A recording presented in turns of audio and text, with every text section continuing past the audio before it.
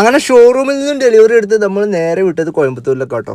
കോയമ്പത്തൂരിലാണ് നമ്മൾ ബോഡി പണികളൊക്കെ ചെയ്യുന്നത്. അങ്ങനെ ബോഡി പണിയൊക്കെ ചെയ്ത് നമ്മുടെ വണ്ടി ഇതാ അടിപൊളിയായി കുട്ടപ്പനായി തിരിച്ചെത്തിയിട്ടുണ്ട്.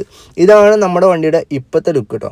വൈറ്റ് കളർ മാത്രമാണ് നമ്മളിപ്പോൾ അടിച്ചിട്ടുള്ളത്. ഇനി ഇതിൽ ഡിസൈൻ വർക്കും കാര്യങ്ങളൊക്കെ വരാനായിട്ടുണ്ട്. സത്യം പറഞ്ഞ ഒരു പ്രത്യേക സാഹചര്യത്തിൽ വണ്ടി ഇങ്ങോട്ടേക്ക് എത്തിക്കേണ്ടതായിട്ടുണ്ടായിരുന്നു കേട്ടോ. അതുകൊണ്ടാണ് കോയമ്പത്തൂരിൽ നിന്ന് നമ്മൾ ബാക്കിയുള്ള വർക്കുകളൊന്നും ചെയ്യാതെ ബോഡിയിൽ വൈറ്റ് മാത്രം അടിച്ച് ബോഡി പണി തീർത്തിട്ട് ഇങ്ങോട്ട് കൊണ്ടുവന്നുള്ളത്.